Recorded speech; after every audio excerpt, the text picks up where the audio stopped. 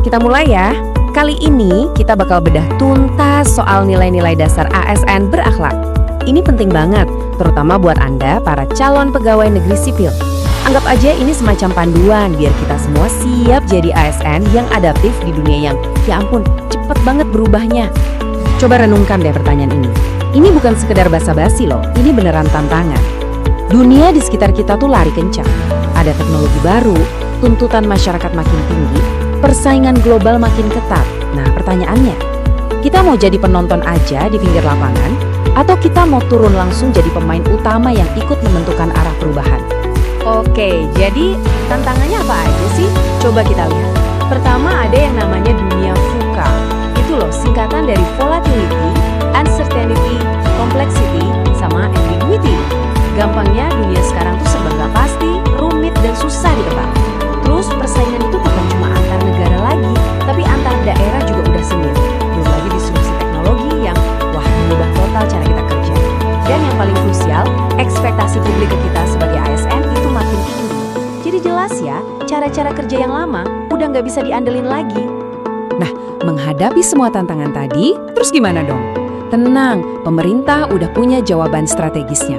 Jawabannya dirangkum dalam satu kata sakti, berakhlak. Dan ini bukan cuma slogan kosong ya. Ini adalah kerangka kerja, semacam blueprint untuk membangun birokrasi yang benar-benar berkelas dunia. Jadi, berakhlak itu apa sih? Ini tuh singkatan dari 7 nilai dasar. Ada berorientasi pelayanan, akuntabel, kompeten, harmonis, loyal, adaptif, dan kolaboratif. Lengkap banget kan? Dan ini bukan main-main loh. Kerangka ini diresmikan langsung tanggal 27 Juli 2021. Ini nunjukin kalau pemerintah serius banget mau mengubah budaya kerja kita sebagai ASN. Semua nilai tadi itu dibungkus dalam satu semangat yang keren banget, yaitu employer branding kita, bangga melayani bangsa. Jadi ini bukan cuma kalimat biasa, tapi sebuah pernyataan, sebuah rasa bahwa menjadi ASN itu adalah sebuah kehormatan, sebuah kebanggaan untuk bisa melayani negeri ini dengan yang terbaik.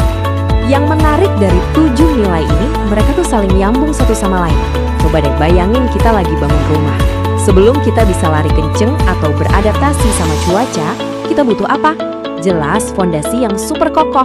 Nah, di berakhlak, fondasi ini dibangun oleh 2 nilai, harmonis dan loyal. 2 nilai ini yang menciptakan stabilitas dan sinergi. Oke, kita bahas yang pertama, harmonis. Kenapa sih ini jadi fondasi buat adaptasi? Logikanya simple. Ide-ide baru, inovasi gila, itu semua nggak bakal muncul di lingkungan kerja yang isinya sikut-sikutan. Nah, suasana yang harmonis itu ibarat tanah yang subur. Disitulah kreativitas dan kolaborasi bisa tumbuh. Terus, gimana caranya biar harmonis? Kuncinya ada 3 nih.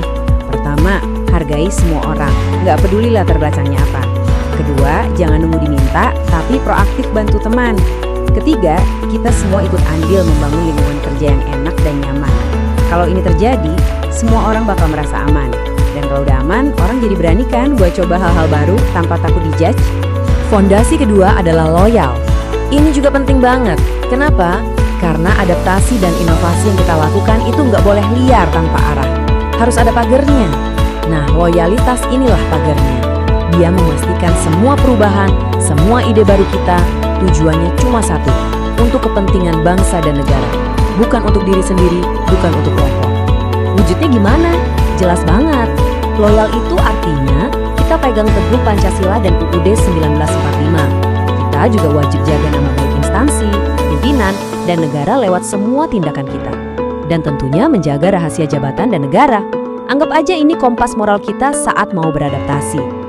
Oke, fondasi udah beres, udah kokoh. Sekarang waktunya kita nyalain mesinnya. Ada 3 nilai nih yang jadi jantungnya kinerja kita sehari-hari, yang bikin kita bisa adaptif. Apa aja itu? Berorientasi pelayanan, akuntabel, dan kompeten. Coba pikirin deh, kebutuhan masyarakat itu kan nggak pernah sama ya, selalu berubah. Hari ini butuh A, besok bisa jadi butuh B. Makanya cara kita melayani juga harus ikut adaptasi. Berorientasi pelayanan itu artinya ada pergeseran mindset.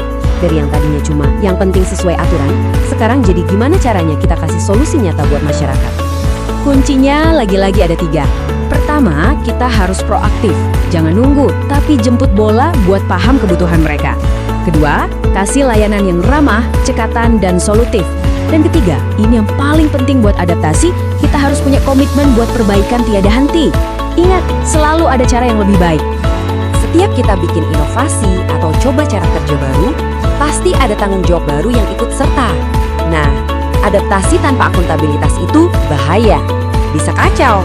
Makanya, nilai akuntabel ini penting untuk memastikan semua yang kita lakukan, sekecil apapun itu, bisa kita pertanggungjawabkan ke publik dengan integritas. Perilaku akuntabel ini yang nantinya akan membangun kepercayaan. Coba bayangin, kalau kita jujur, bertanggung jawab, pakai aset negara dengan benar, dan gak korupsi wewenang, masyarakat pasti akan lebih percayakan sama kita. Dan kepercayaan publik itu, wah, itu modal paling utama buat reformasi birokrasi. Nah, ini dia nih bahan bakarnya. Simpel aja, kita nggak akan pernah bisa beradaptasi kalau kita malas dan berhenti belajar. Jadi, nilai kompeten ini ibarat bensin untuk mesin adaptasi kita. Tanpa ini, mesinnya nggak bakal jalan. Coba deh lihat poin pertamanya. Meningkatkan kompetensi diri untuk menjawab tantangan yang selalu berubah. Ini jelas banget kan? Ini panggilan buat kita semua untuk jadi pembelajar seumur hidup. Dan gak cuma buat diri sendiri loh, kita juga diharapkan bisa bantu orang lain belajar dan pastinya kasih kinerja dengan kualitas terbaik. Oke, fondasi udah mantep, mesinnya udah panas, sekarang kita sampai di puncaknya. Ini dia 2 nilai pamungkas yang bakal mengubah tantangan jadi peluang emas. Apa itu? Tentu saja adaptif dan kolaboratif. Nah, inilah inti dari pembahasan kita. Menjadi ASN yang adaptif itu bukan sekedar oke, ada perubahan, aku harus bertahan. Bukan, ini lebih dari itu. Ini tentang berkembang pesat di tengah perubahan. Ini soal mindset yang melihat setiap gangguan, setiap disrupsi justru sebagai kesempatan emas untuk berinovasi. Dan perilakunya itu harus aktif ya, bukan pasif. Kita harus cepat menyesuaikan diri, jangan nunggu disuruh. Kita harus terus-menerus berinovasi, gali kreativitas. Dan yang penting, kita harus proaktif. Inilah esensi ASN modern yang relevan dengan zamannya. Dan yang terakhir, sadarilah, tantangan-tantangan besar itu gak mungkin bisa kita selesaikan sendirian. Gak bisa. Musuh terbesar dari adaptasi itu adalah ego sektoral, merasa paling hebat sendiri. Makanya nilai kolaboratif ini jadi semacam akselerator, jadi pendorong yang mempercepat inovasi dengan cara kerjasama.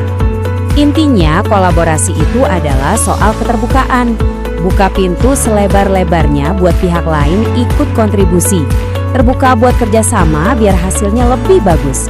Dan menggerakkan semua sumber daya yang ada untuk satu tujuan yang sama. Keren kan? Jadi, apa misi Anda sebagai ASN baru? Gampang kok, ada 3 langkah yang powerful. 1. Bangun dulu fondasi yang kuat pakai nilai harmonis dan loyal. 2.